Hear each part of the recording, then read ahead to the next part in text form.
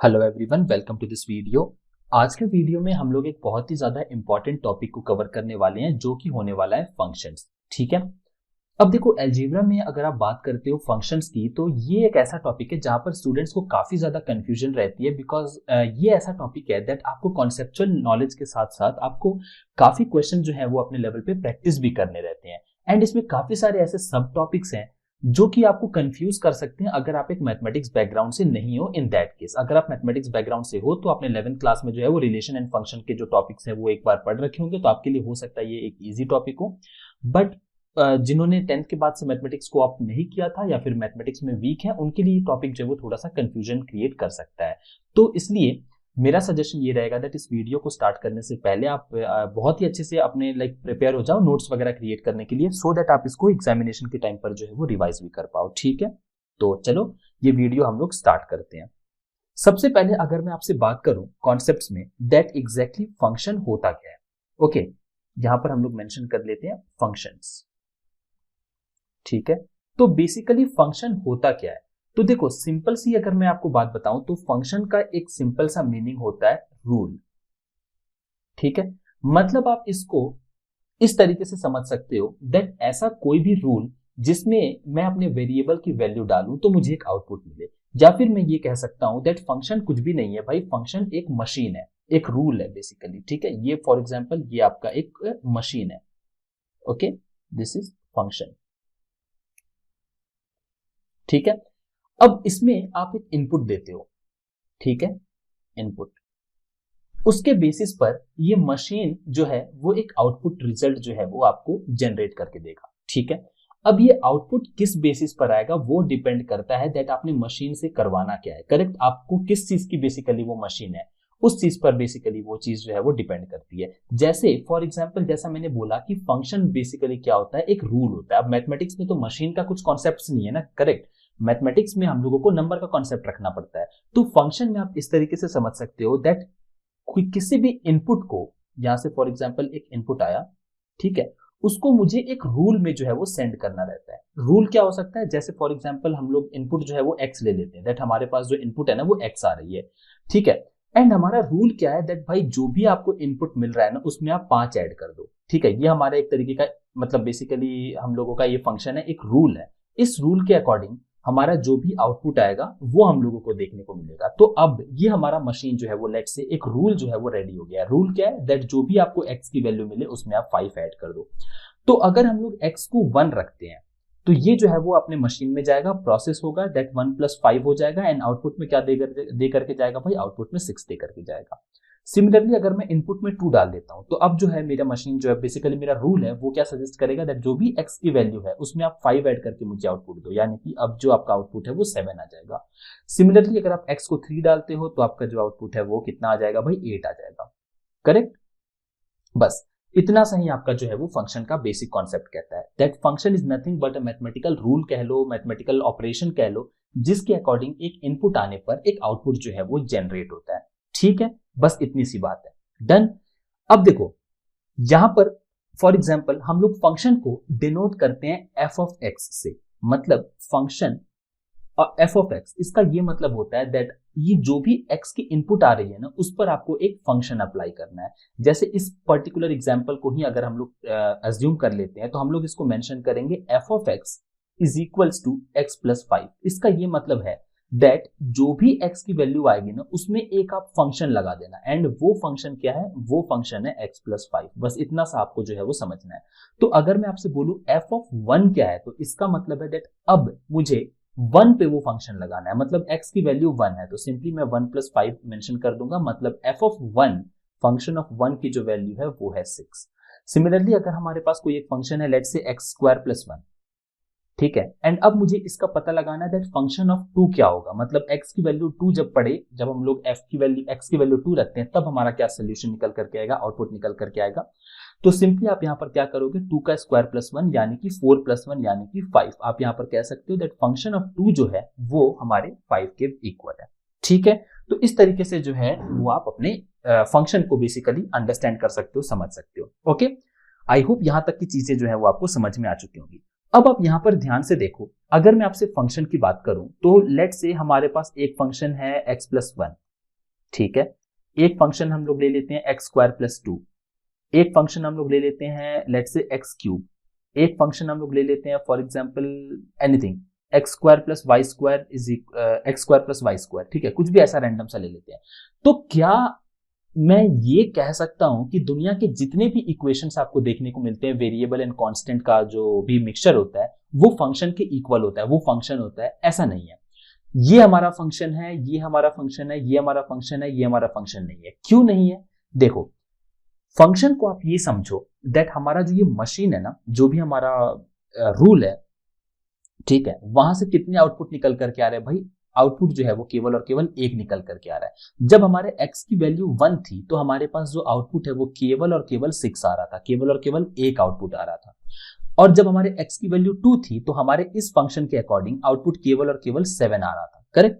तो फंक्शन, कोई भी इक्वेशन फंक्शन है या नहीं, इसके लिए आपको दो चीजों का ध्यान रखना पड़ेगा। पहली चीज तो ये that for every value of x, for every value of x, ठीक है, किसी भी x के वैल्यू के लिए fx gives a unique value. Unique value कह लो या फिर सिंगल वैल्यू कह लो, मतलब आप x की जितनी वैल्यूज डालोगे ना fx की उतनी वैल्यूज आएगी। ऐसा नहीं है दैट आपने x की एक वैल्यू डाली एंड fx की दो वैल्यू आ गई। अगर आ रही है तो फिर वो जो है वो फंक्शन नहीं है। मैं आपको एग्जांपल्स दूंगा, डोंट वरी अबाउट इट। अगर आ रही है तो उसको हम लोग फंक्शन की कैटेगरी में नहीं रखेंगे। दूसरा, आपको ये चीज ध्यान रखनी है दैट ये तो चलो इक्वेशन के थ्रू हो गया, दैट आप x की एक वैल्यू डालोगे, उसके अकॉर्डिंग y की वैल्यू जो भी आएगी वो आप पता करोगे, एंड अगर एक वैल्यू आ रही है तो वो फंक्शन है। बट हम लोगों को ग्राफ के फॉर्मेट में भी चीजों को सॉल्व करना आना चाहिए। तो हमारे पास जो ग्राफ होता है उसके लिए हमारे पास वर्टिकल लाइन टेस्ट होता है। वर्टिकल लाइन टेस्ट बहुत ज्यादा, एक्चुअली अगर आपको मैथमेटिक्स अच्छे से समझ में आ रहा है एंड आप चीजों को विजुअलाइज कर पा रहे हो तो ये दोनों जो कॉन्सेप्ट है ना वो सेम ही है। ये दोनों पॉइंट्स जो है वो सेम है। मैंने आपको क्या बताया था दैट जिस भी ग्राफ में, जैसे एक ग्राफ यहां से जा रहा है, दूसरा ग्राफ यहां से जा रहा है, तो जितनी जगह पर वो कट करता है उसके उतने सॉल्यूशंस होते हैं। इस तरीके से आप समझ लो। वर्टिकल लाइन टेस्ट ये कहता है दैट आपको जो भी इक्वेशन गिवन है ना, आप उसका एक ग्राफ ड्रॉ करो, ठीक है, आप उसका एक ग्राफ ड्रॉ करो एंड उस ग्राफ पे आप वन बाय वन करके स्ट्रेट लाइन ड्रॉ करते जाओ। अगर वो हर बार एक ही लाइन, एक ही पॉइंट पे कट कर रहा है तो वो फंक्शन है। देखो एग्जांपल ले लेते हैं, तब आपको ज्यादा बेटर समझ में आएगा। हमारे पास लेट से एक इक्वेशन गिवन है y is equals to x plus 3, ठीक है। अब मुझे पता करना है दैट ये जो इक्वेशन है ना वो एक फंक्शन है या नहीं है, या फिर आप ये कह लो क्या मैं इसको ऐसे लिख सकता हूं या नहीं, F X is equals to F X plus 3, क्या मैं इसको ये लिख सकता हूं या फिर नहीं।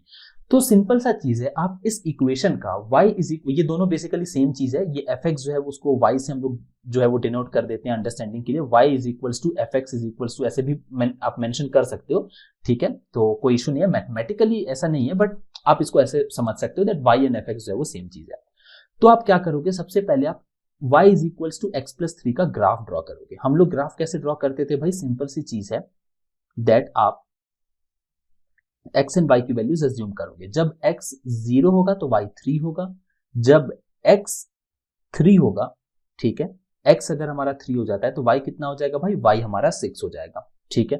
तो इसका ग्राफ किस तरीके से बनेगा भाई, इसका ग्राफ आपका ड्रॉ हो जाएगा कुछ इस तरीके से 1 2 3, x जब 0 होगा तो y 3 होगा, करेक्ट, 1 2 3। तो ये हमारा फर्स्ट पॉइंट आ गया, ओके। सेकेंड पॉइंट कहता है दैट जब x 3 होगा तो y 6 होगा, ठीक है, ओके। जब हमारा x 3 होगा 1 2 3 तो हमारा y जो है वो 6 होगा, 4 5 6, मतलब कि आपका जो सेकंड वाला डॉट आएगा ना वो यहां कहीं पर आएगा, ठीक है। तो अगर मैं इसके ग्राफ को ड्रॉ करूं तो कहीं ना कहीं हमारा कुछ, मैं ऐसा रफ डायग्राम बना रहा हूं, ठीक है, कुछ हमारा ग्राफ जो है वो कुछ इस तरीके से जो है वो ड्रॉ हो जाएगा। तो ये हमारा जो है वो ग्राफ बन चुका है, ठीक है। अब मैं इस ग्राफ पर एक वर्टिकल लाइन टेस्ट जो है वो परफॉर्म करना चाहता हूं। वर्टिकल लाइन क्या कहती है दैट इस पूरे ग्राफ में आप कहीं पर भी एक वर्टिकल लाइन ड्रॉ करो फर्स्ट, एंड वो एक ही पॉइंट पे जो है वो कट करनी चाहिए। देखो यहां पर मैंने जो है वो एक सिंगल लाइन ड्रॉ की, ये इस ग्राफ को केवल एक ही जगह पर कट कर रही है। सेम अगर मैं यहां पर ड्रॉ कर देता हूं तो भी एक ही पॉइंट पे कट कर रही है, करेक्ट। यहां पर ड्रॉ कर दिया तब भी एक ही पॉइंट पे कट कर रही है। आप कहीं पर भी इस पर्टिकुलर ग्राफ के लिए जो है वो स्ट्रेट लाइन ड्रॉ करते हो, वर्टिकल लाइन ड्रॉ करते हो, तो आप देखोगे दैट ये पूरा का पूरा जो ग्राफ है ना उसको एक ही जगह पर, एक ही पॉइंट पर जो है वो कट कर रहा है। तो हमारे सेकंड वाले रूल के अकॉर्डिंग ये जो y is equal to x plus 3 है ना, ये एक फंक्शन है, ये जो है वो एक टेस्ट जो है वो पास कर चुका है। ठीक है, आई होप ये चीज जो है वो आप अच्छे तरीके से समझ चुके हो। इसी चीज को हम लोग ग्राफ कैलकुलेटर पर देख लेते हैं, वहां पर जो है वो आपको ज्यादा बेटर वे में आपको चीजें जो है वो समझ में आएंगी। ठीक है, let's check the graph calculator. Okay okay, this one. अब ये हमारा ग्राफ है। मैंने आपको क्या इक्वेशन बताया था? मैंने आपको इक्वेशन बताया था y is equals to x plus 3। ठीक है, x प्लस 3। तो आप देखो इसी तरीके का कुछ ग्राफ जो है वो ड्रॉ हो गया। आई होप आप मेरे कर्सर को देख पा रहे हो। यहां से आप कोई भी स्ट्रेट लाइन ड्रॉ करोगे ना, कोई भी स्ट्रेट लाइन, वो इस पूरे ग्राफ को एक ही पॉइंट पे कट कर रहा है। बट अगर हमारे पास कुछ ऐसा इक्वेशन है, जैसे for example let's say y is equal to x square, हम लोग इस बार कर लेते हैं। ये भी हमारा जो है वो एक फंक्शन बनेगा। वाई? बिकॉज आप यहां पर अगर ध्यान से देखते हो ना, तो इस पूरे के पूरे ग्राफ में भी अगर आप ध्यान से देखो तो कहीं पर भी आप जो है वो एक स्ट्रेट लाइन ड्रॉ करोगे, इस पूरे के पूरे ग्राफ को वो स्ट्रेट लाइन जो है वो एक ही जगह पर जो है वो कट कर रहा होगा। ठीक है, एक ही जगह पर, एक ही पॉइंट पर जो है वो कट करेगा। बट अगर हमारे पास लेट्स से कोई एक ऐसा इक्वेशन है, x is equals to Y square. ठीक है, देखो x is equals to Y square. अब हमारा ये क्या ग्राफ बन चुका है भाई? अब ये जो हमारा ग्राफ है वो एक ओपन पैराबोला है, बट इसका जो माउथ है ना वो कुछ राइट हैंड साइड है। तो आप ध्यान से देखो, अगर इस 5 वाले पॉइंट को पकड़ लो, इस 5 वाले पॉइंट पे अगर मैं एक वर्टिकल लाइन ड्रॉ कर दूं, इमेजिनरी लाइन, तो इसको, इस ग्राफ को वो दो जगह पे कट करेगा। एक तो वो यहां पे कट करेगा, ठीक है, एग्जैक्टली यहां पर, एंड दूसरा वो इसको यहां पर कट करेगा। मतलब एक ही ग्राफ में दो पॉइंट को वो कट करके चल रहा है। इट मींस कि 5 अगर मैं x की वैल्यू डालता हूं ना, x की वैल्यू अगर मैं 5 डालता हूं तो y की दो वैल्यू आ रही है। ग्राफ कट करने का क्या मतलब होता है? ग्राफ कट करने का मतलब होता है आपको कितने सॉल्यूशंस मिलेंगे उस पॉइंट पे। ठीक है, इसलिए मैंने बोला दैट ये जो दो रूल मैंने बताया दैट एक ही यूनिक वैल्यू आने चाहिए, एंड दूसरा रूल कहता है कि वर्टिकल लाइन टेस्ट में केवल और केवल एक ही पॉइंट पे कट करना चाहिए। दोनों रूल बेसिकली सेम ही चीज बता रहे हैं मैथमेटिक्स के अकॉर्डिंग। एक जो है वो बेसिकली ग्राफ पे कहने की कोशिश कर रहा है, एक जो है वो इक्वेशन के थ्रू बताने की कोशिश कर रहा है। अब देखो इस इक्वेशन को आप समझो, इस इक्वेशन एंड ग्राफ को आप समझो।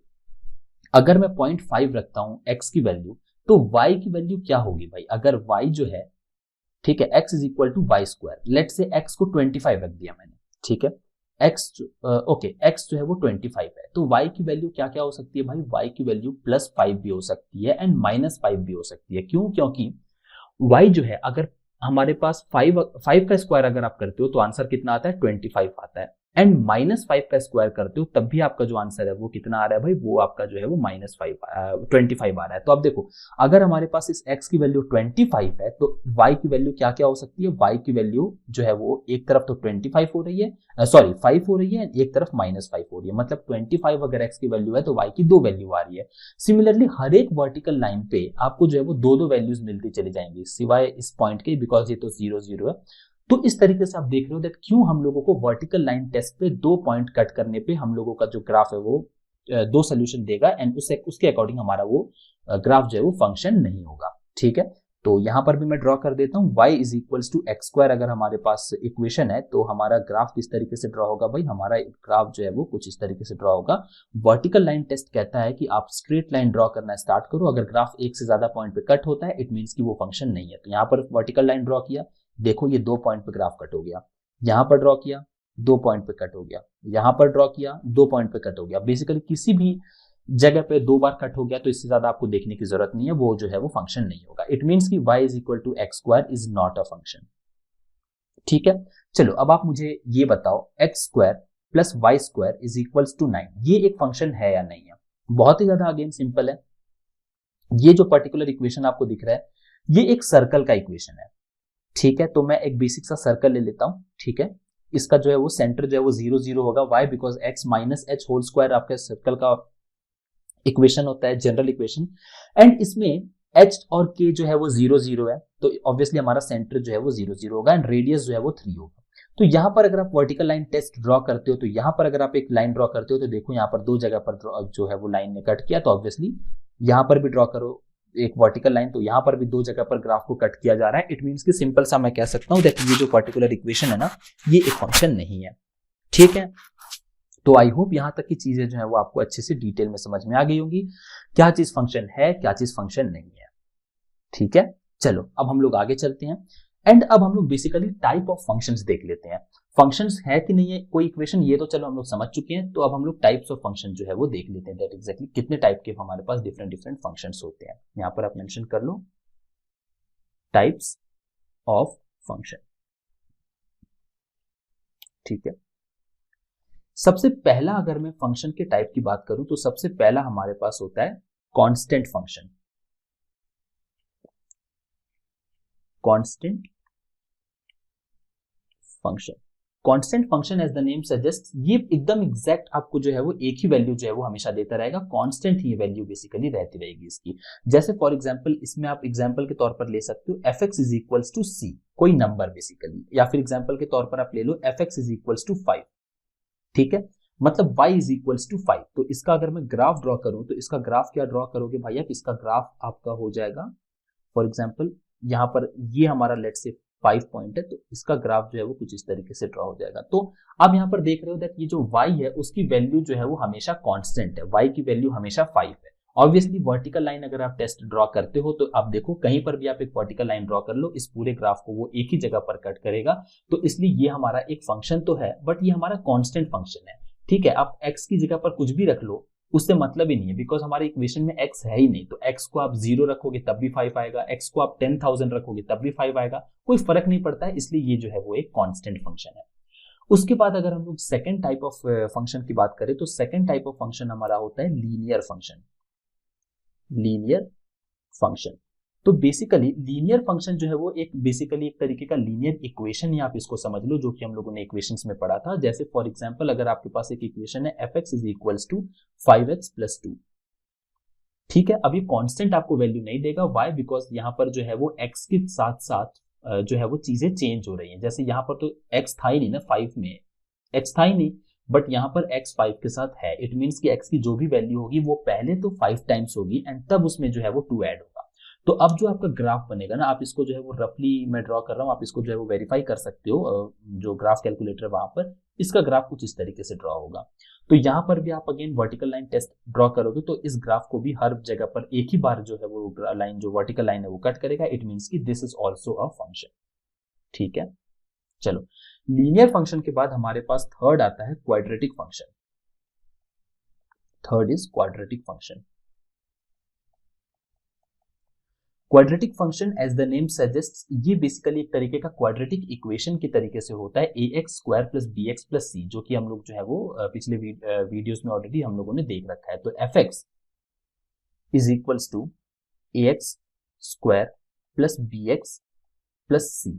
ठीक है, तो इसका ग्राफ आपका क्या कैसा किस तरीके से बनेगा भाई, देखो मैं अभी आपको जनरल ग्राफ ड्रॉ करके बता रहा हूँ, आप प्लीज ऐसा मत समझना that ax square plus bx plus c का ग्राफ हमेशा इस तरीके से बनता है, ऐसा नहीं है। मैं आपको आगे चल करके जब हम लोग शिफ्टिंग ऑफ ग्राफ देखेंगे तब मैं आपको बताऊंगा दैट किस तरीके से हमारा ग्राफ जो है वो कांस्टेंट की वैल्यू अगर हम लोग चेंज करते हैं तो किस तरीके से ग्राफ ऊपर या नीचे की तरफ शिफ्ट होने लगता है। अभी मैं बस एक रफ आपको ग्राफ जो है वो ड्रॉ करके दिखा रहा हूँ।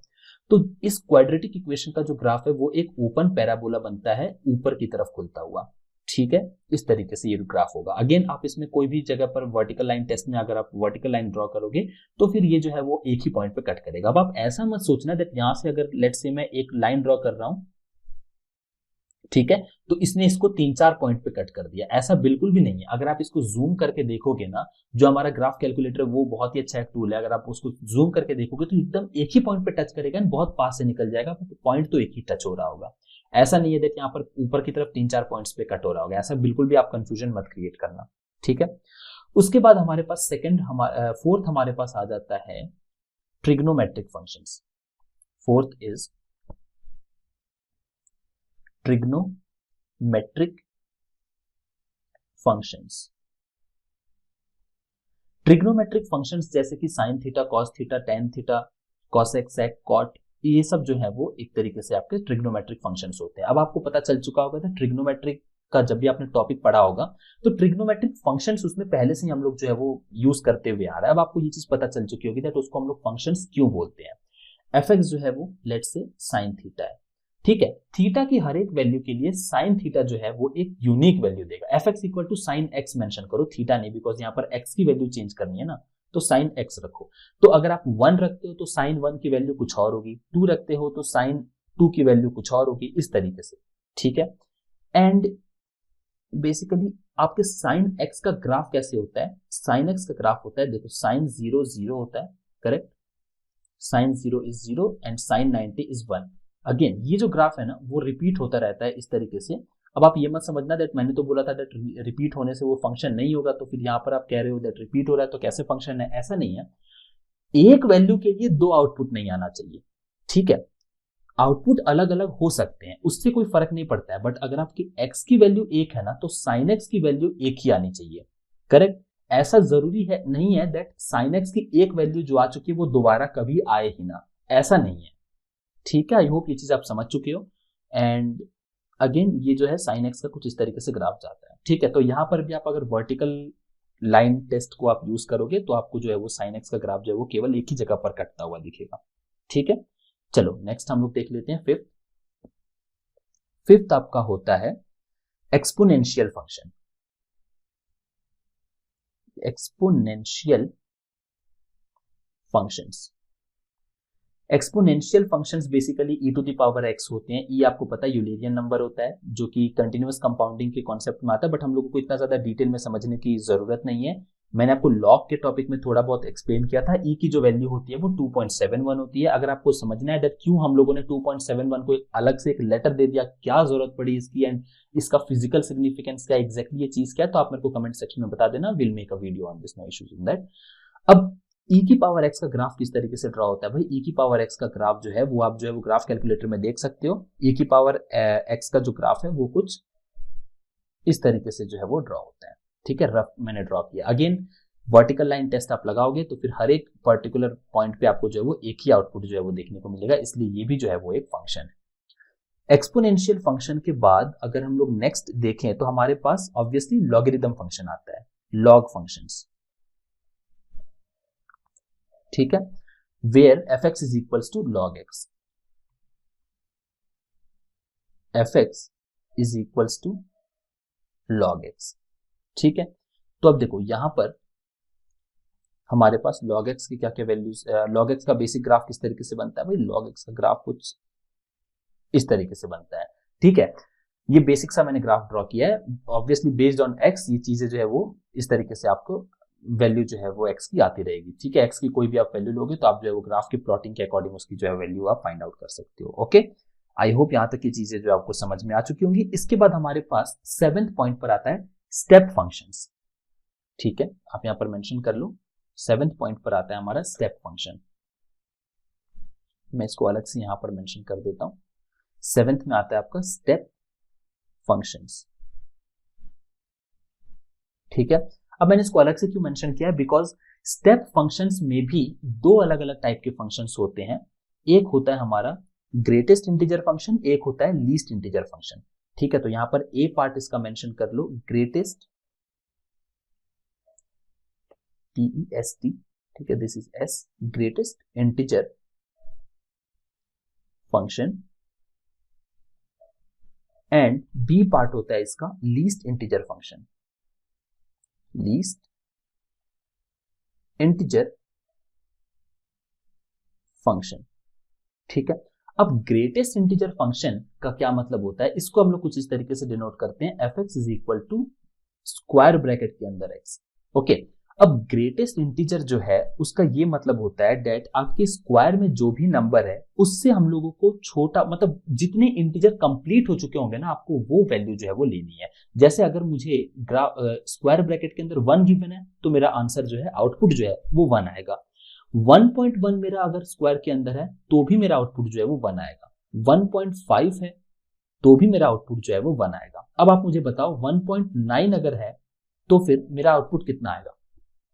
अगर आप 2 कह रहे हो तो गलत है, इसका भी आउटपुट जो है वो 1 ही आएगा। क्यों? क्योंकि ध्यान से देखो, दिस इज ग्रेटेस्ट इंटीजर, मतलब 1.9 को मेंशन करते समय कौन सा ऐसा इंटीजर है जो पूरा हो चुका है, ठीक है। पूरा कौन सा इंटीजर हो चुका है भाई, 1 जो है वो पूरा हो चुका है, 2 अभी तक आया नहीं है। करेक्ट। तो ग्रेटेस्ट इंटीजर फंक्शन जो है वो 1 ही आएगा, ठीक है भाई।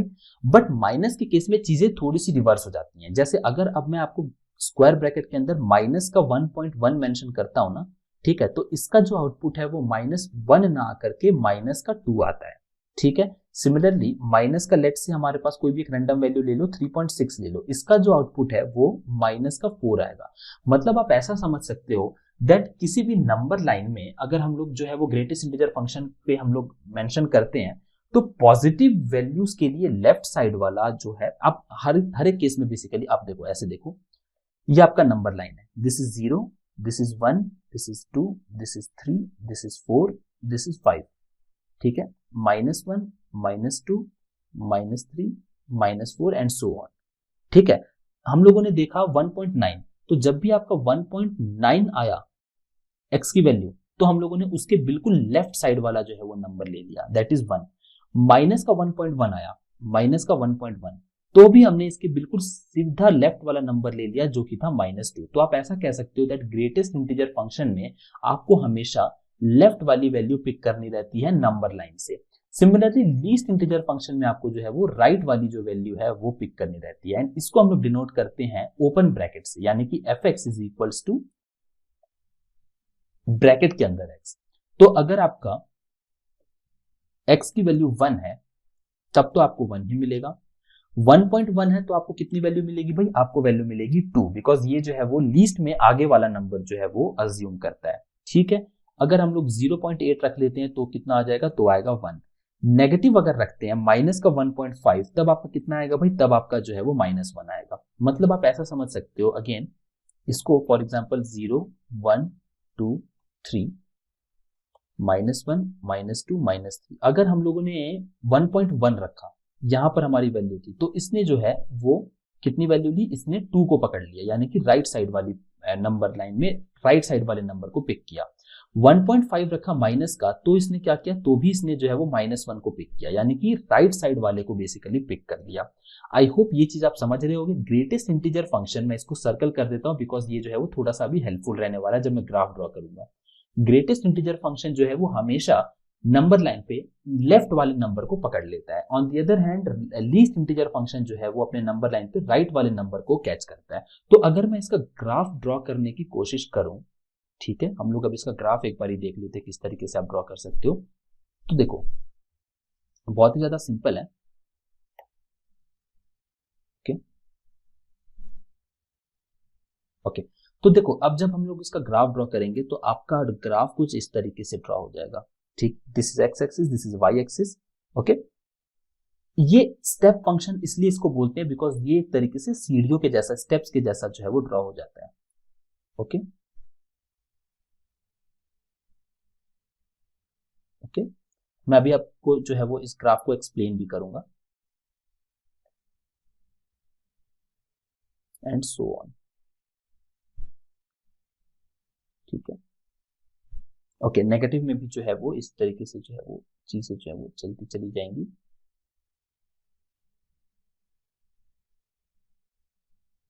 ओके। अब देखो ये हमारा 1 हुआ, ये हमारा 2 हुआ, ये हमारा 3 हुआ, this is 4 and similarly this is -1, this is -2। मैंने आपको क्या बताया था, अगर x की वैल्यू 0 से 1 के बीच में कुछ भी हुई तो वो अपना लेफ्ट वाला वैल्यू यानी कि इस 0 को कैच कर लेगा, इसलिए यहां पर 0 पे मैंने डॉट लगाया है, 1 पे मैंने सर्कल किया हुआ, यानी कि 1 आया तब तो 1 का 1 ही होगा। बट इस देखो इसका ये मतलब है, ये बेसिकली हमारा जो ग्राफ है वो कुछ इस तरीके से, इट मीन्स कि यहां से यहां तक की जितनी भी वैल्यू है ना, उन वैल्यू पे ये वाला जो पॉइंट है ना, उसको हमारा जो ग्रेटेस्ट इंटीजर फंक्शन है वो कैच करेगा, जो कि लेफ्ट साइड में है, करेक्ट। तो यहां पर आप देखो इस ग्राफ में, जैसे फॉर एग्जांपल अगर मैं यहां पर की वैल्यू ले लेता हूं 3.5, तो अगर हमारा x की वैल्यू 3.5 होगी तो वो अपने लेफ्ट साइड में वैल्यू को कैच कर लेगा। लेफ्ट साइड में वैल्यू क्या है, 3 है, तो ये जो है वो अगर हम ग्रेटेस्ट इंटीजर फंक्शन ऑफ 3.5 देखेंगे तो हम लोगों को जो आउटपुट है वो 3 मिलेगा। ये इस ग्राफ का बेसिकली सिग्निफिकेंस है। ऑन दी अदर हैंड अगर हम लोग लीस्ट इंटीजर फंक्शन की बात करते हैं तो हमारा जो लीस्ट इंटीजर फंक्शन है वो एग्जैक्टली इसका जो है वो रिवर्स होता है, मतलब कि हम लोगों का जो ग्राफ है वो कुछ इस तरीके से जो है वो ड्रॉ होगा इस बार, ठीक है। मतलब अब जो है वो राइट वाला जो फंक्शन है ना, राइट वाला जो नंबर है वो हमारा जो है वो ग्राफ जो है वो कैच करके देगा, ठीक है, तो this is 1, this is 2, this is 3। Negative वाला आई होप कि आप अपने आप से भी जो है वो ड्रॉ कर सकते हो, बट कुछ इशू नहीं है, मैं यहाँ पर जो है वो ड्रॉ कर देता हूँ। ठीक है, अब आप ध्यान से देखो, अब जो हमारा लीस्ट इंटीजर फंक्शन का ग्राफ है वो कुछ इस तरीके का है। मतलब इसके इसके और इन दोनों के बीच में जितनी भी वैल्यू होगी वो किसको कैच करेगा, वो अपने राइट वाले को कैच करने लग जाएगा। ठीक है, तो इस तरीके से जो है वो आप समझ सकते हो, लीस्ट वाला जो है वो राइट वाले को कैच करेगा, ग्रेटेस्ट वाला जो है वो लेफ्ट वाले को कैच करेगा। Simple as that. ओके, चलो, आई होप ये चीज जो है वो आप समझ चुके हो। इसके बाद हम लोगों को नेक्स्ट चीज समझनी है स्केलिंग एंड शिफ्टिंग। शिफ्टिंग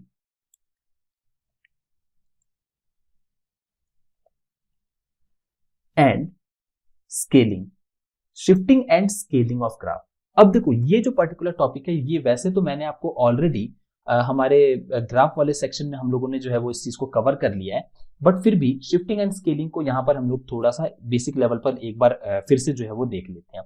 अब देखो, फॉर एग्जाम्पल हमारे पास एक इक्वेशन है, एक फंक्शन है बेसिकली। अब मैं इक्वेशन का यूज कम ही करूंगा बिकॉज अब हम लोग फंक्शंस कर रहे हैं। तो x² प्लस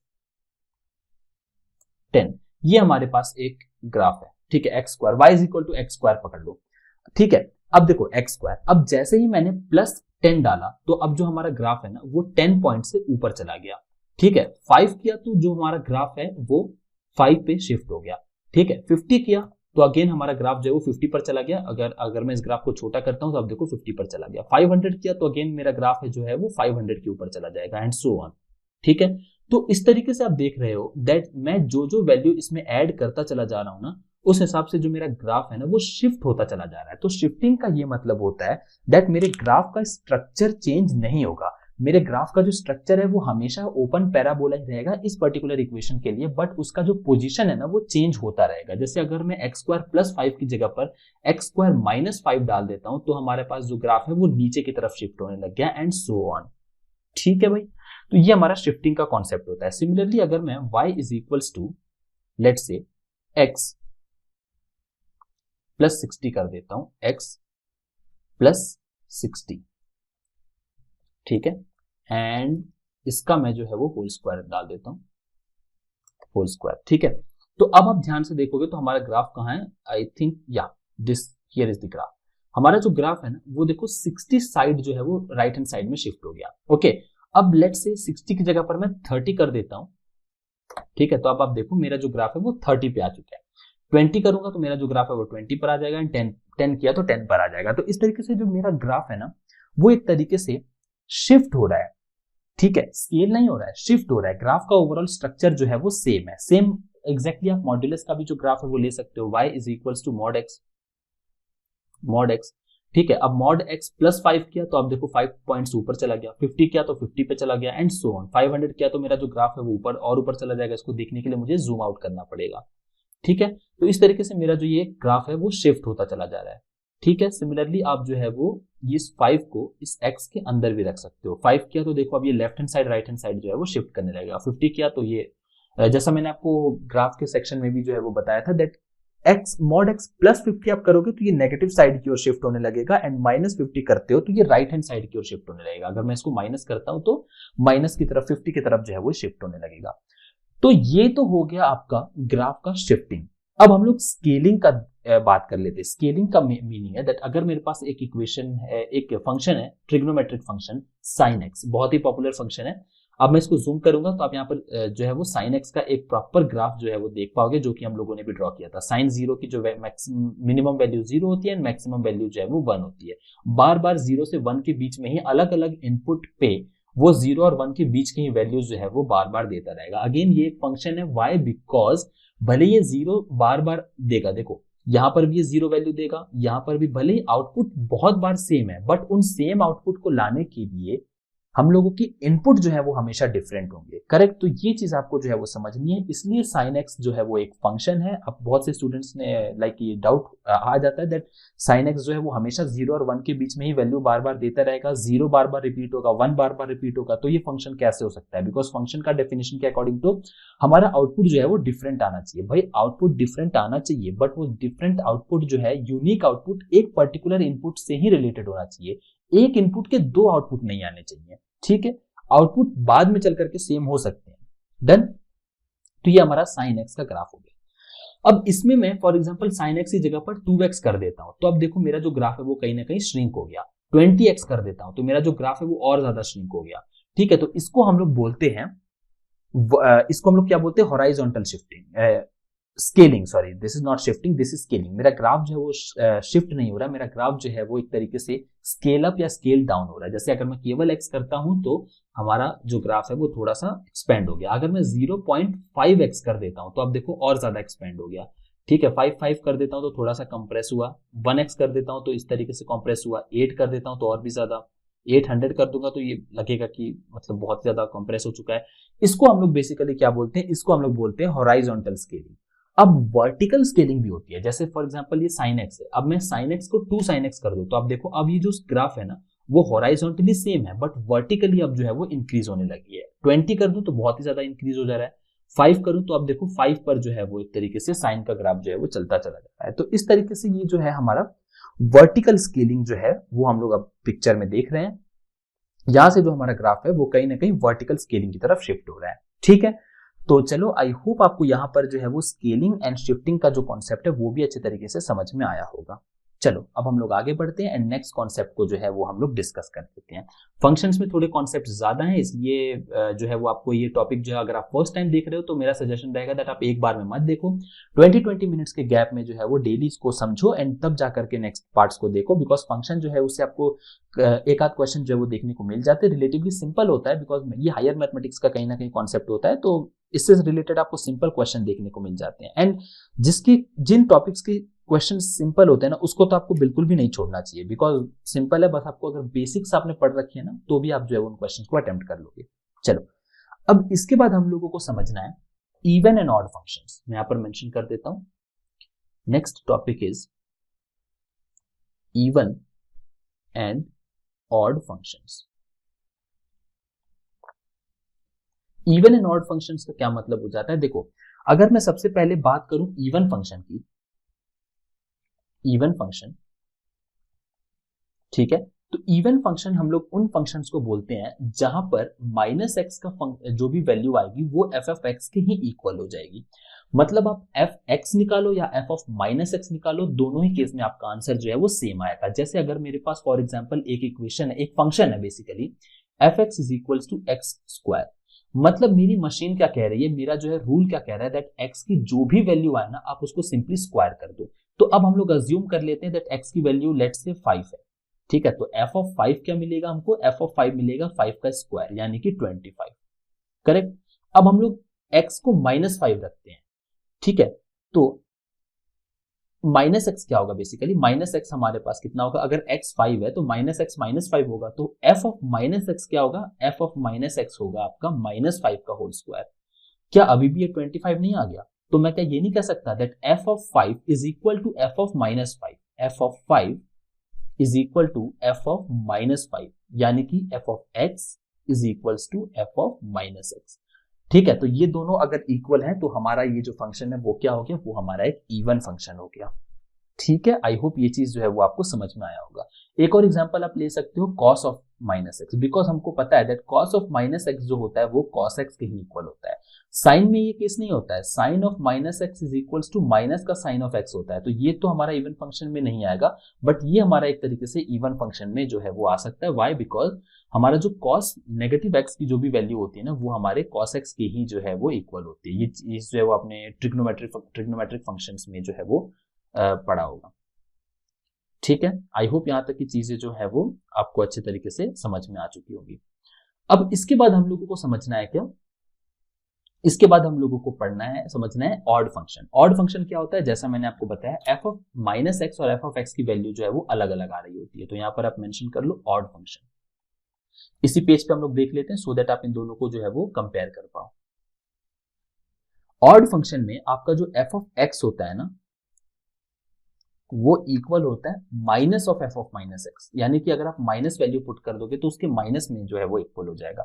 जैसे एग्जांपल ले लो आप, एग्जांपल के तौर पर आप देखोगे तो ज्यादा बेटर आपको समझ में आएगा। लेट्स से हमारा रूल है दैट x की कोई भी वैल्यू आए आप उसको क्यूब कर दो। ठीक है, तो एक बार हमारे पास x की वैल्यू 1 रख लेते हैं, तो f(1) क्या हो जाएगा भाई, f(1) हो जाएगा 1 क्यूब यानी कि 1। माइनस एक्स की वैल्यू क्या हो जाएगी, माइनस एक्स की वैल्यू -1 हो जाएगी। तो एफ ऑफ -1 क्या होगा, ये हो जाएगा -1 का क्यूब, यानी कि -1। इट मीन्स कि फंक्शन ऑफ 1 जो है ना वो फंक्शन ऑफ -1 के तो इक्वल नहीं है, करेक्ट। तो किसके इक्वल है, फंक्शन ऑफ 1 जो है ना वो इक्वल है माइनस ऑफ फंक्शन ऑफ -1, यानी कि मैं कह सकता हूं दैट एफ एक्स जो है ना वो इक्वल है minus of F of minus x की, क्योंकि 1 जो था वो एक्स की ही वैल्यू थी। तो इसलिए ये जो फंक्शन है ये हमारा जो है वो एक तरीके से ऑड फंक्शन है। एग्जाम्पल्स आप और ले सकते हो जहां पर भी आपको जो है वो ऑड पावर देखने को मिल रही है, एक्स टू द पावर 5 हो गया, एक्स टू द पावर 7 हो गया, एक्स टू द पावर 3 हो गया, ये सब कहीं ना कहीं जो है वो आपके ऑड फंक्शन की तरफ जो है वो चलने लग जाते हैं। ठीक है भाई, आई होप यहां तक की चीजें आपको समझ में आई होंगी। ओके, इसके बाद एक और छोटी सी चीज है जो आपको ध्यान रखना है, जो कि हम लोग while solving the questions we will use them, that even function में अगर हम लोग एक और इवन फंक्शन को, ठीक है, ऐड करते हैं या तो फिर सब्ट्रैक्ट करते हैं, तो जो रिजल्ट आता है वो भी हमारा एक इवन फंक्शन ही आता है। ये चीज जो है वो आप नोट डाउन कर लो अपने नोटबुक में। ऑन दी अदर एंड अगर हम लोग एक इवन फंक्शन में, ठीक है, मल्टीप्लाई करते हैं किसी ऑड फंक्शन से, तो जो हमारा आउटपुट आता है ना वो हमारा ऑड आता है, ऑड फंक्शन आता है। ठीक है, सिमिलरली अगर हम किसी इवन फंक्शन को डिवाइड करते हैं ऑड फंक्शन से, तो हमारा जो आउटपुट आता है ना वो हमारा ऑड फंक्शन आता है, ऑड फंक्शन। तो ये चीज जो है वो आपको ध्यान रखनी पड़ेगी, that even plus even even, even minus even even, even multiplied by odd and even divided by odd is odd function. ठीक है, तो ये चीजें अगर आपने समझ लिए तो अब हम लोग को बेसिक्स ओवरऑल जो है वो समझ में आ चुका है। ओके, चलो अब हम लोग आगे चलते हैं हमारे फंक्शंस के टॉपिक पे। ओके, अब इसके बाद हम लोगों को कुछ और कॉन्सेप्ट समझने हैं फंक्शन में, जहां पर हम लोगों को onto, injective, one one, many one, ये सब क्या होते हैं ये हम लोगों को बेसिकली समझना है। ठीक है, तो सबसे पहले हम लोग अगर फंक्शंस की बात करें तो फंक्शन बेसिकली हमारे पास दो अलग अलग, अगर हम लोग इसको बेस्ड ऑन देयर रिफ्लेक्शन या फिर बेस्ड ऑन देयर रूल के अकॉर्डिंग जो आउटपुट आता है उसके अकॉर्डिंग हम लोग डिवाइड करने की बात करें, तो हमारे पास जो फंक्शन है ना वो अगेन दो तरीके से आप जो है वो इसको डिवाइड कर सकते हो। जहां पर हमारे पास दो तरीके होते हैं, कौन कौन से, एक होता है आपका मैनी वन एंड एक होता है वन वन। ठीक है, one one function, as the name suggest, many one का सिंपल सा मीनिंग ये होता है दैट बहुत सारे इनपुट जो है वो एक आउटपुट दे रहे हैं। ठीक है, एंड वन वन का मतलब होता है दैट एक इनपुट जो है वो एक ही आउटपुट दे रहा है। अगर मैं इसको डायग्राम के फॉर्मेट में आपको शो करूं तो मैनी वन का मीनिंग हो जाता है दैट, फॉर एग्जाम्पल ये हमारे पास इनपुट का सेट है, ये हमारे पास आउटपुट का सेट है। ठीक है, या फिर आप एक ये कह लो डोमेन है, ये रेंज है, this is A, this is B, this is C, this is D. Okay, this is P, Q, R and S. तो मैनी वन फंक्शन, ओके मैं वन वन को भी यहां पर पहले ड्रॉ कर लेता हूं। Suppose this is A, this is B, this is C, this is D, P, Q, R and S. ठीक है, ओके, तो अब मैनी वन का ये मीनिंग हो जाता है दैट बहुत सारे इनपुट एक आउटपुट की तरफ जो है वो लेकर के जा रहे हैं। बहुत सारे नहीं कहूंगा, मैं कहूंगा मोर देन वन इनपुट का एक ही आउटपुट आ रहा है। ठीक है, तो देखो फॉर एग्जांपल अगर आपके पास कोई भी एक रिलेशन है, कोई भी एक फंक्शन गिवन है, उसमें आप ए की वैल्यू डालते हो तो फिर उसमें जो है वो आउटपुट जो है वो पी आ रहा है। अगर आप बी डालते हो तो भी आपका आउटपुट जो है वो पी आ रहा है, करेक्ट। सी डालते हो तो आर आ रहा है, डी डालते हो तो लेट से एस आ रहा है। ठीक है, तो आप देखो यहां पर ये जो पर्टिकुलर फंक्शन है ना ये मैनी वन टाइप का फंक्शन हो जाता है, मतलब बहुत सारे इनपुट का वन आउटपुट है, मैनी इनपुट्स वन आउटपुट। ठीक है, तो जब हम लोगों ने sine x, cosine x, ten x, ये सब हम लोगों ने फंक्शन देखा था, ये कहीं ना कहीं आप समझ सकते हो दैट मैनी वन का ही एग्जांपल हो जाता है, बिकॉज काफी सारे इनपुट का वहां पर एक ही वैल्यू आ रही होती है। Okay, and again remember many one, one one कुछ भी होने के लिए किसी भी फंक्शन को, किसी भी रूल को सबसे पहले तो फंक्शन होना पड़ेगा। एंड फंक्शन होने का क्राइटेरिया, कंडीशन क्या होता है ये हम लोगों ने पिछले वीडियोस में जो है वो ऑलरेडी डिस्कस कर रखा है, दैट कोई भी चीज जो है फंक्शन होने के लिए उसको for every value of x there should be a unique value of y होना चाहिए, ठीक है। यूनिक वैल्यू मत हटा देना वहां से, there should be one only single value of y, ठीक है। मतलब बी डालने के ऊपर अगर आप बी पुट करते हो ना वैल्यू फॉर एग्जाम्पल, ठीक है, तो ऐसा नहीं है दैट आपके पास मल्टीपल मल्टीपल जो है वो आंसर्स आएंगे, ठीक है। बी अगर आप डालते हो तो पी क्यू ऐसे दो नहीं आएंगे, एक ही आएगा, तो ये फंक्शन हो जाता है, ठीक है। चलो, आई थिंक यूनिक वर्ड वहां पर डालना गलत होगा, there should be single value of y आप मेंशन कर सकते हो। On the other hand one one की अगर हम लोग बात करें तो वन वन को जो है हम लोग इंजेक्टिव भी बोलते हैं, one one is simply injective, ठीक है। वन वन जो है वो इंजेक्टिव होगा। तो इंजेक्टिव में एज द नेम सजेस्ट, इसमें एक इनपुट में एक ही आउटपुट जो है वो आपको देखने को मिलेगा, एक आउटपुट पी, बी का क्यू, सी का आर, डी का एस एंड सो ऑन। इस तरीके से हर एक इनपुट का एक ही सिंगल आउटपुट जो है वो आपको देखने को मिलेगा, ठीक है। तो इसको हम लोग जो है वो इंजेक्टिव बोलते हैं, ओके। इसके बाद हम लोगों के पास दो और फंक्शंस होते हैं, एक होता है हमारा इनटू फंक्शंस, मैं यहां पर मेंशन कर देता हूं इनटू फंक्शंस, एंड एक होता है हमारा onto functions, onto functions, ठीक है। अब इनटू फंक्शंस क्या होता है?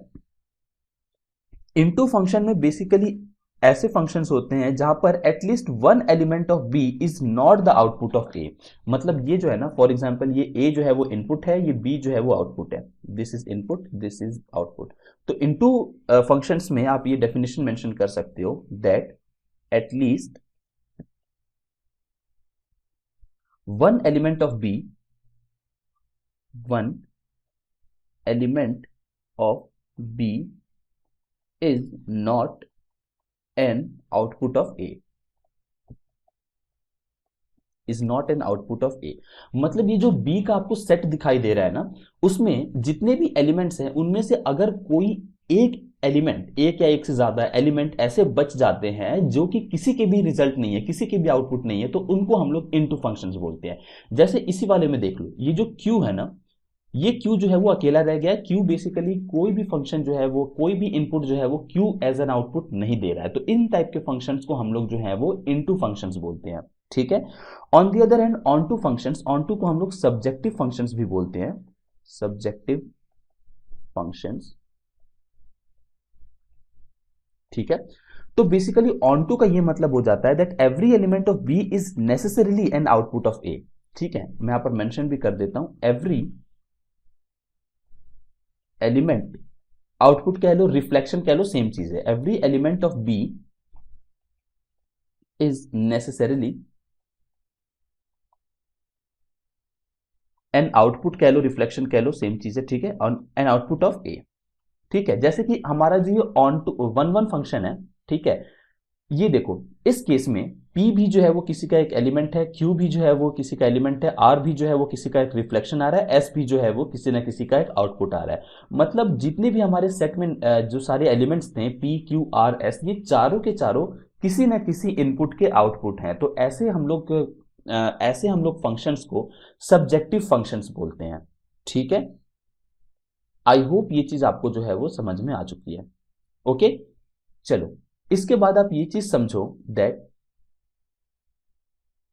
अगर हमारा कोई भी फंक्शन इंजेक्टिव ऑन टू भी हो एंड वन वन भी हो, ठीक है, वन वन भी हो, ऑब्जेक्टिव भी, मतलब वन वन यानी कि इंजेक्टिव भी हो, ऑन टू भी हो यानी कि सब्जेक्टिव भी हो। क्योंकि अभी ऊपर जो आपने एग्जांपल देखा, हो सकता है आपको कंफ्यूजन हो रही हो दैट ऊपर जो हमने एग्जांपल लिया, एक बार मैं कह रहा हूं दैट ये पी क्यू आर एस जो है वो इंजेक्टिव है, और मैं सेम एग्जांपल दे रहा हूं कि वो ऑन टू भी है। तो ऐसा हो सकता है इंजेक्टिव फंक्शन जो है वो सब्जेक्टिव भी हो सकता है, ठीक है। तो अगर कोई फंक्शन वन वन भी है और ऑन टू भी है, तो ऐसे फंक्शन को हम लोग जो है वो बाइजेक्टिव फंक्शन बोलते हैं, ठीक है। तो यहां पर एक फाइनल आप टॉपिक मेंशन कर लो, bijective functions, bijective functions. Bijective functions क्या होते हैं भाई? बाइजेक्टिव फंक्शंस बेसिकली ऐसे फंक्शंस होते हैं जो कि बोथ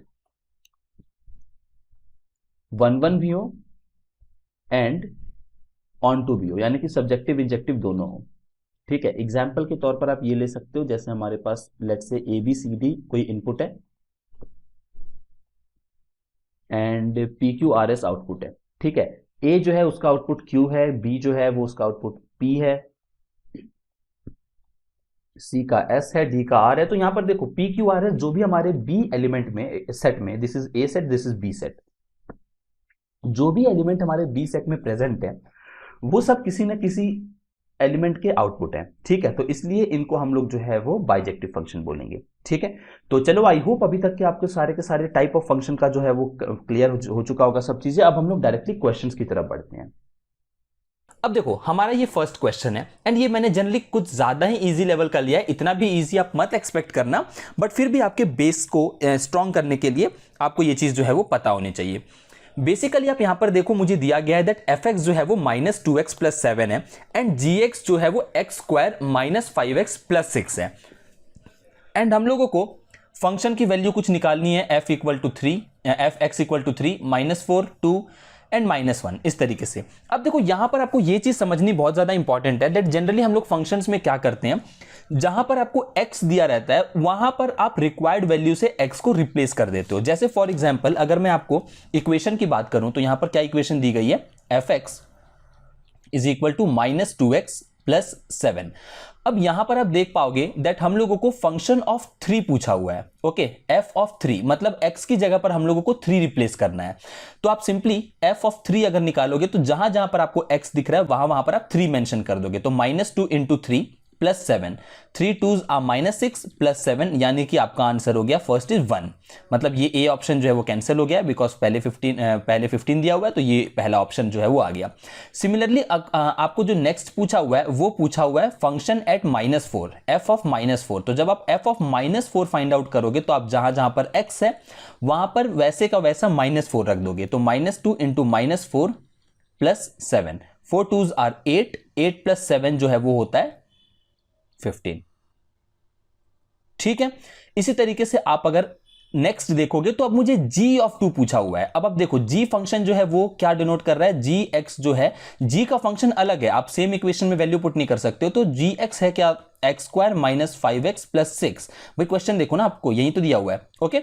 अब मुझसे बोला गया है दैट g एट x = 2 पर क्या वैल्यू है। तो आप यहां पर 2 डालोगे तो 2² - 5 × 2 + 6, यानी कि 2 2s are 4, -10 + 6 एंड ये आ गया आपका 0, क्योंकि 4 + 6 10 होता है and 10 - 10 is 0।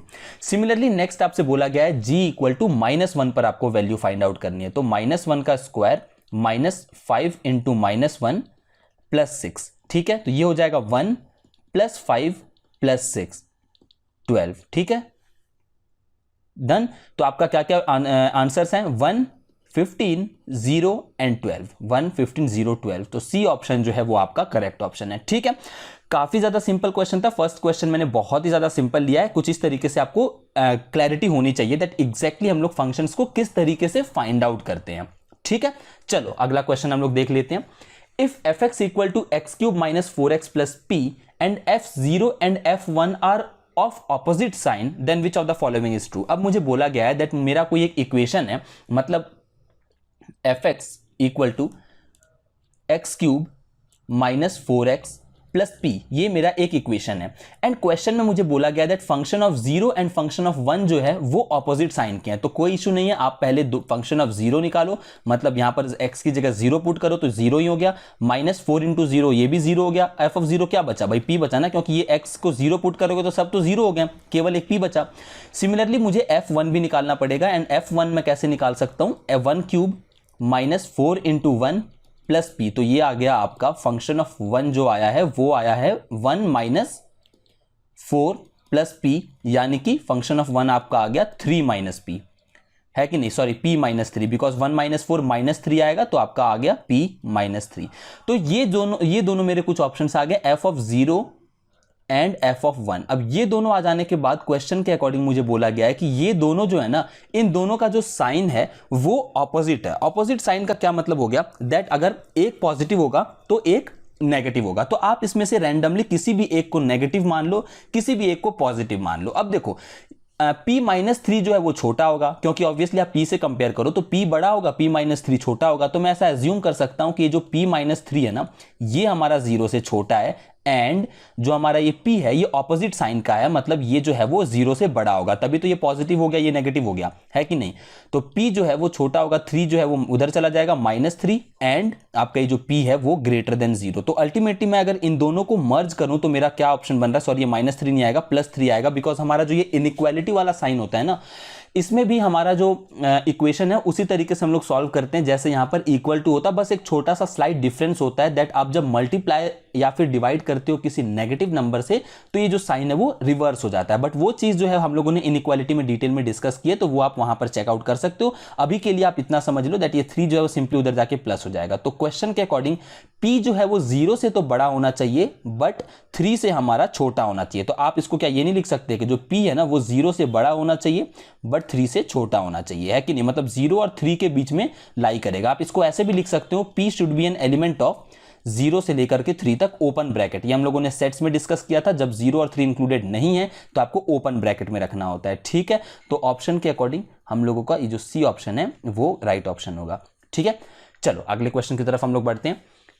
Find the domain of the function. देखो domain of a function and range of a function क्या होता है, आप पहले ये समझ लो। डोमेन ऑफ अ फंक्शन होता है दैट आप फंक्शन में क्या क्या वैल्यू पुट कर सकते हो, क्या क्या आप उसमें, जो भी फंक्शन क्या होता है भाई, मैंने आपको बताया था फंक्शन एक बेसिक इक्वेशन होता है। अब यहां पर फंक्शन जो है f(x) ये क्या हो सकता है, ये क्या दिया हुआ है 1/√x² - 3x + 2, मतलब डोमेन पूछा हुआ है, मतलब आप इसमें x की क्या क्या वैल्यू पुट कर सकते हो। ओके, अब आप सोचोगे भाई x की तो मैं कुछ भी वैल्यू पुट कर सकता हूं, क्या फर्क पड़ता है, बट ऐसा नहीं है। आप ध्यान से देखो, आप x की अगर कोई एक ऐसी वैल्यू पुट कर देते हो जिससे कि इस इक्वेशन को सॉल्व करके 0 आ जाए, तो आप क्या समझ रहे हो दैट ये क्या बन जाएगा, ये बन जाएगा 1/0, एंड 1/0 डिफाइंड नहीं होता है, anything number by 0 is not defined. Okay, again मैं आपको बताना चाहूंगा नंबर अपॉन इन्फिनिटी जो है वो नॉट डिफाइंड होता है कि नहीं, sorry not defined, 0 number upon 0 is not defined. बहुत से स्टूडेंट्स इसको इन्फिनिटी समझते हैं, but there is a difference between infinity and not defined. Infinity होता है बहुत बड़ा नंबर जिसको हम लोग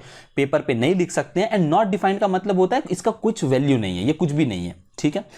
तो ऑब्वियस चीजें हम लोग इसमें x की केवल वही वैल्यूज डाल सकते हैं जहां पर ये जो डिनोमिनेटर है वो 0 ना हो। मतलब हम लोग क्या कर सकते हैं, x² - 3x + 2 की हम लोग केवल और केवल वही वैल्यूज डाल सकते हैं जब ये जो पूरा प्रोसेस है वो 0 से बड़ा हो, क्योंकि अगर ये 0 से छोटा हुआ तब तो आपको पता ही है दैट अंडर रूट जो है वो नेगेटिव नंबर, एक कॉम्प्लेक्स नंबर होता है। हमारे रियल मैथमेटिक्स में इस चीज का सिग्निफिकेंस नहीं होता, ये इमेजिनरी नंबर होता है, कॉम्प्लेक्स नंबर होता है, वो हमारे सिलेबस में नहीं है। तो अंडर रूट के अंदर नेगेटिव नंबर नहीं ले सकते हैं, okay. And at the same time हम लोग रूट के अंदर 0 भी नहीं ले सकते हैं। क्यों नहीं ले सकते हैं, क्योंकि अगर रूट के अंदर 0 आया तो आपका ये वाला केस बन जाएगा नंबर अपॉन 0, एंड वो भी हमारा डिफाइन नहीं होगा, ठीक है। तो इसलिए हमारा जो इक्वेशन है ना, इसका वैल्यू जो है वो 0 से बड़ा होना चाहिए, ओके। तो अब जब इसको सॉल्व करोगे मिडल टर्म स्प्लिट से, तो आप ये कर सकते हो x² - 2x - x + 2 should be greater than 0, x - 2 + x - 2 should be greater than 0, ठीक है। यहां पर आप 1 करो, ठीक है। x + 1 and x - 2 should be greater than 0, ठीक है। Okay, just hold on a second, यहां पर -1 आएगा बिकॉज अगर हम लोग प्लस साइन लेंगे तो अंदर जो है वो नेगेटिव नहीं बनेगा, तो यहां पर आप माइनस साइन लोगे तब ये -x एंड +2 बन जाएगा, तो यहां पर x - 1। तो अब देखो x की क्या क्या वैल्यू आ गई यार, x की वैल्यू आ गई दैट ये जो x है ना वो 1 से छोटा होगा और x जो है वो 2 से बड़ा होगा, ठीक है। अब ये चीज जो है मैंने इसलिए ऐसे लिखी बिकॉज यहां पर देखो ना x - 1 जो है वो ग्रेटर देन 0 बोला गया है, ठीक है। आप इसको बेसिकली इन दोनों मल्टीप्लीकेशन को 1 बाय 1 आप 0 के इक्वेट करोगे, ठीक है। ये थोड़ा सा इनइक्वालिटी का कॉन्सेप्ट बन जाता है, ये चीज मैं आपको इनइक्वालिटी में एक्सप्लेन करूंगा दैट एग्जैक्टली ये साइन कैसे हम लोगों ने रिवर्स कर दिया। तो ये चीज आप टेंशन मत लो, ये हम लोग सीखेंगे आगे चल करके, बट अभी आप ये समझो दैट x जो है वो 1 से छोटा होगा एंड 2 से बड़ा होगा। तो अल्टीमेटली 2 से बड़ा होना चाहिए x एंड 1 से छोटा होना चाहिए। तो 1 से छोटा, आप ये देखो ये हमारा नंबर लाइन है, ठीक है, ये हमारा 0 है, ये 1 है, ये 2 है, ये 3 है, यहाँ पर सिमिलरली -1 है, -2 है, -3 है, इस तरीके से। मुझे बोला गया कि x जो है वो 1 से छोटा होना चाहिए, मतलब ये जो है ना x 1 नहीं होगा बट 1 से छोटा सारा का सारा वैल्यू होगा, एंड x जो है वो 2 से बड़ा होना चाहिए, तो 2 को छोड़ करके 2 के पूरे आगे की वैल्यू। ठीक है, तो आप देख रहे हो 1 से 2 तक की वैल्यू जो है 1.1, 1.2, ये सब वैल्यूज जो है ये हमारा x ऑक्यूपाई नहीं कर सकता है। इसके अलावा x में आप कुछ भी वैल्यू डाल सकते हो। तो क्या मैं ये नहीं लिख सकता that x is an element of -∞ से 1 यूनियन 2 से लेकर के इंफिनिटी, है कि नहीं? आप ध्यान से देखो, -∞, ऑब्वियसली यहां पर डॉट डॉट डॉट जाकर के -∞ होगा, तो -∞ से लेकर के 1 तक की सारी वैल्यू डालूंगा मैं। 1 में मैंने ओपन ब्रैकेट लगाया है क्योंकि 1 इंक्लूडेड नहीं है। यूनियन मतलब, यूनियन का मतलब क्या हो गया? यूनियन का मतलब हो गया कि इन दोनों का टोटल, ठीक है ना, मतलब इसके साथ ये दोनों, ये और वाला कॉन्सेप्ट नहीं है, ये एंड वाला है, मतलब एंड भी नहीं कहूंगा, एंड में तो इंटरसेक्शन आता है। मतलब यूनियन का मतलब है कि दोनों को आप एक साथ देखोगे, ठीक है? ऐसा नहीं है दैट ये या तो ये, दोनों एक साथ है, ठीक है? 2 नॉट इंक्लूडेड, इसलिए मैंने यहां पर ओपन ब्रैकेट डाला, एंड ये भी आगे चल करके इन्फिनिटी हो गया। आई होप आप ये कॉन्सेप्ट समझ गए होगे। तो ऑब्वियसली हमारा आंसर क्या हो जाएगा? -∞ to 1 यूनियन 2 से इंफिनिटी। ए ऑप्शन जो है वो करेक्ट ऑप्शन है। ठीक है, चलो अगला क्वेश्चन हम लोग देखते हैं। अब देखो यार, ये हमारा नेक्स्ट क्वेश्चन है। A function can sometime reflect on itself, that is y = fx then x = fy। मतलब ये जो फंक्शन है हमारा रिफ्लेक्ट कर रहा है, मतलब जब हम लोग x डाल रहे हैं तो एग्जैक्टली जो x में वैल्यूज आ रही हैं सेम वैल्यूज आपकी y में भी आ रही हैं। तो हम लोगों को बेसिकली कुछ ऑप्शंस दिए गए हैं and we have to find out that इसमें से कौन सा फंक्शन जो है वो खुद को रिफ्लेक्ट कर रहा है। ओके, अब देखो क्या करना है आपको। आप पहले तो फर्स्ट वाला function low, that is y = 2x + 3 divided by 3x + 4। Okay, अब इसमें आप इसको क्रॉस मल्टीप्लाई करके देखो, y × 3x + 4 = 2x + 3। ओके, तो ये हो जाएगा आपका 3xy + 4y = 2x + 3।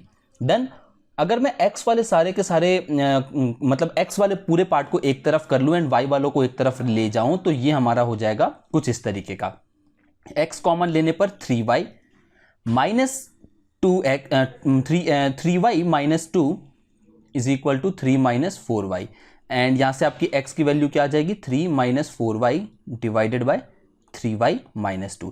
अब आप यहां पर ध्यान से देखो दैट ये क्या हमारा रिफ्लेक्ट कर रहा है? नहीं, ये बिल्कुल भी रिफ्लेक्ट नहीं कर रहा है। रिफ्लेक्ट करने का मतलब ये है दैट अगर ये हमारा जो ऑप्शन है ना, ये कुछ ऐसा आया होता that x = 2y + 3 divided by 3y + 4, कुछ इस तरीके का आया होता ना, तब मैं कहता रिफ्लेक्शन हो रही है। बिकॉज आप ध्यान से देखो दैट ये जो ऑप्शन है वो सेम ऐसा ही है, बस जहां पर x लिखा है वहां पर y आ गया, जहां पर y था वहां पर x आ गया। तो अगर ऐसा कुछ ऑप्शन आता तब मैं कहता दैट हमारा रिफ्लेक्शन जो है वो हो रहा है। ओके, बट ऐसा ऑप्शन नहीं आ रहा है, दैट्स वाई मैं ये कह सकता हूं दैट यहां पर रिफ्लेक्शन जो है वो नहीं है। ओके, चलो बी ऑप्शन को देख लेते हैं। यहां पर आपको 1 बाय 1 सबको फाइंड आउट करना पड़ेगा।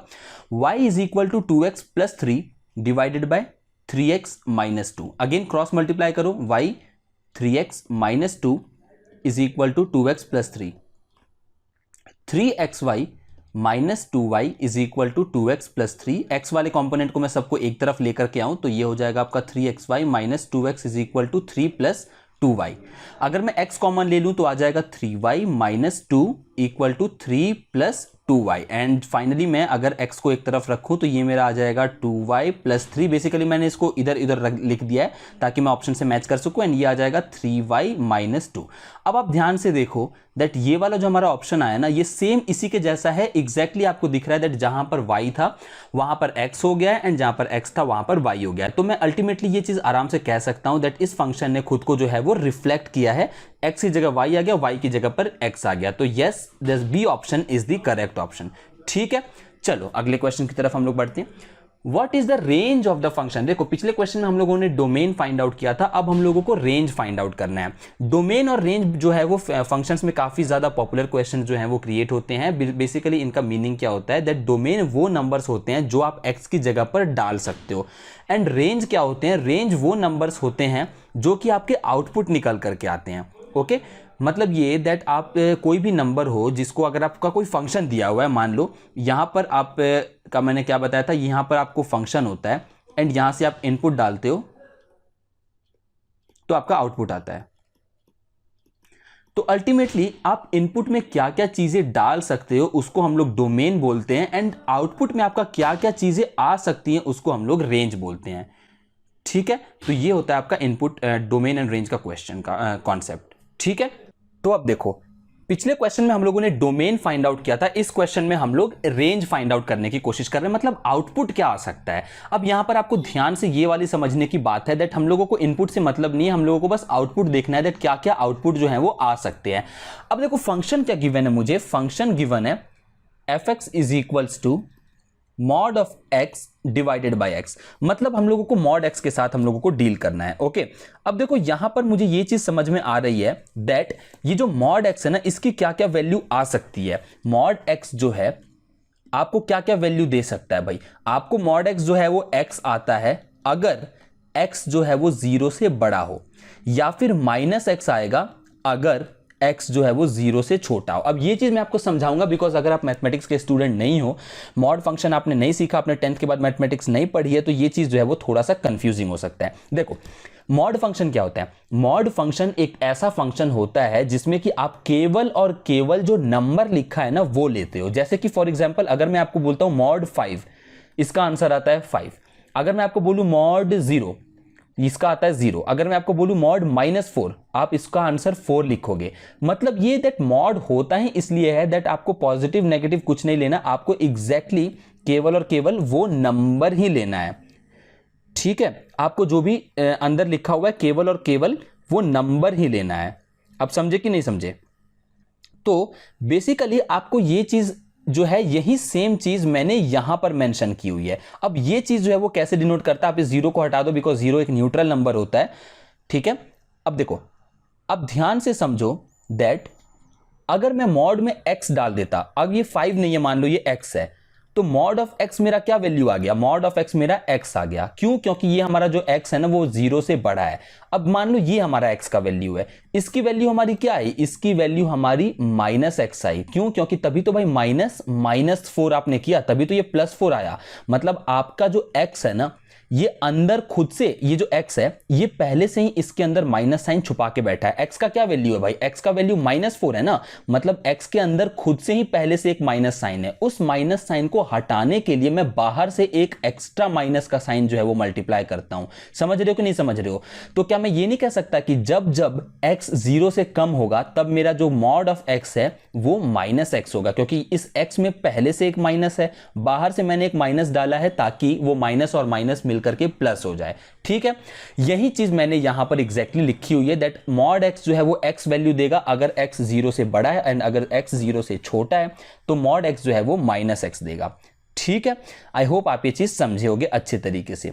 अब देखो, अब हमारा फंक्शन क्या दिया हुआ है, फंक्शन हम लोगों को गिवन है mod of x divided by x। अब मुझे कॉमन सेंस है दैट ये जो x है वो एक दूसरे को कैंसिल कर देंगे, एंड x जो है वो x वैल्यू दे रहा है अगर हमारा x 0 से बड़ा है। तो क्या मैं अगर 0 से बड़ा है तो मॉड x से बाहर केवल और केवल x निकलेगा, एंड x बाय x हो जाएगा 1।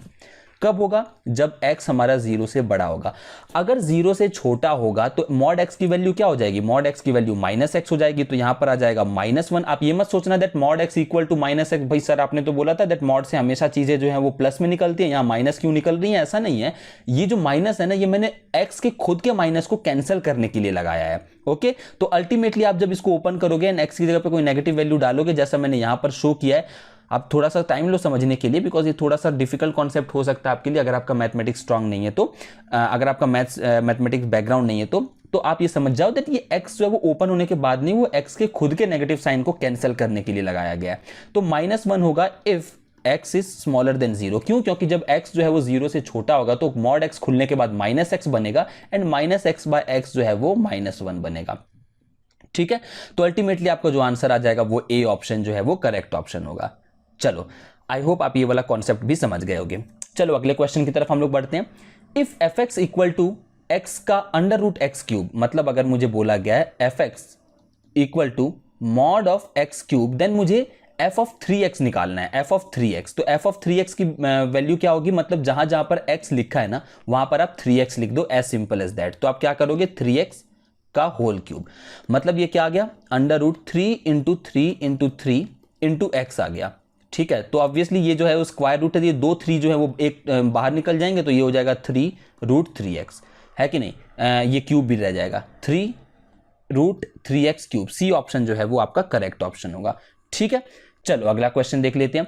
If fx equal to e की पावर 3x, मैंने जनरली इजी क्वेश्चंस लिए हैं बिकॉज आपके एग्जामिनेशन में फंक्शन से रिलेटेड बहुत डिफिकल्ट क्वेश्चन नहीं फ्रेम किए जाएंगे, बेसिक ही क्वेश्चन होंगे, बिकॉज ये थोड़ा सा कॉन्सेप्ट जो है वो कैट लेवल वगैरह होते तो थोड़ा सा ऊपर लेवल जाता, बट जनरली इसका कॉन्सेप्ट जो है वो थोड़ा सा लो रहने वाला है। ओके, तो fx इक्वल टू e की पावर x, तो 7 इंटू fx की हम लोगों को वैल्यू पूछी गई है, तो आप सिंपली 7 इंटू e की पावर x कर दोगे, तो आप ऑप्शन बी है। ठीक है, बहुत ही सिंपल कॉन्सेप्ट था। चलो अगले क्वेश्चन की तरफ। इस टाइप का क्वेश्चन हम लोगों ने जनरली थोड़ी देर पहले ही किया है, जब मैं आपको कॉन्सेप्ट बता रहा था। Let gx equal to maximum of 5 minus x comma x plus 2, find the smallest possible value of gx। ठीक है, ओके, ये कुछ भी नहीं है। ठीक है, तो आपको बेसिकली दिया हुआ है 5 minus x comma x plus 2। मैंने आपको क्या बताया था, आप दोनों को इक्वेट कर दोगे। ठीक है, तो आप यहाँ लिख सकते हो, यहाँ से 5 minus 2 is equal to x plus x, यानी कि 3 is equal to 2x, x is equal to 3/2, x is equal to 3/2। And एक बार आपका x का वैल्यू आ गया, आप सिंपली कहीं पर भी पुट कर दोगे, तो 5 माइनस 3/2, 5 माइनस x बेसिकली, तो 2 आपका एलसीएम आ गया, 10 माइनस 3 दैट इज 7/2, यानी कि 3.5 आपका जो होगा इसका मिनिमम पॉसिबल वैल्यू होगा, तो इसका आंसर हो जाएगा नन ऑफ दीज। ठीक है, आई होप आप ये कॉन्सेप्ट समझ गए होंगे। चलो हम लोग फंक्शंस में इतना ही रखते हैं, बिकॉज फंक्शन जैसा मैंने बताया वैसे तो बहुत ही ज्यादा वास्ट टॉपिक है, इसमें इनफाइनाइट नंबर ऑफ क्वेश्चंस बन सकते हैं, बट जनरली आपके सिलेबस में बहुत ज़्यादा डिफिकल्ट क्वेश्चन पॉसिबल नहीं है आने का। बेसिक लेवल का आपको बस नॉलेज होनी चाहिए फंक्शन की। ये हायर मैथमेटिक्स में जाता है, आपको बेसिक्स मैंने आपको बता दिया है, तो इस तरीके से आप अपने क्वेश्चंस को एक्सपेक्ट कर सकते हो एग्जामिनेशन में आने का। इसके अलावा आप अपने जो भी आप मटेरियल फॉलो कर रहे हो, वहाँ से जब आप क्वेश्चंस को सॉल्व करना स्टार्ट करोगे तो आपको बेसिक थोड़ा और आइडिया लगेगा, बट जनरली हम लोगों ने कॉन्सेप्ट सारे के सारे जो है वो डिस्कस कर लिया। कुछ और कॉन्सेप्ट हो सकते थे, कुछ और क्वेश्चंस बेसिकली हो सकते थे, that which of the following is an odd function, which of the following is an even function, तो उस टाइप का मैंने आपको कॉन्सेप्ट ऑलरेडी बता दिया है। आपको उस टाइप के क्वेश्चन अगर मिलेंगे तो आप इजिली उसको सॉल्व कर लोगे। तो चलो मिलते हैं, keep practicing and all the best for your exams.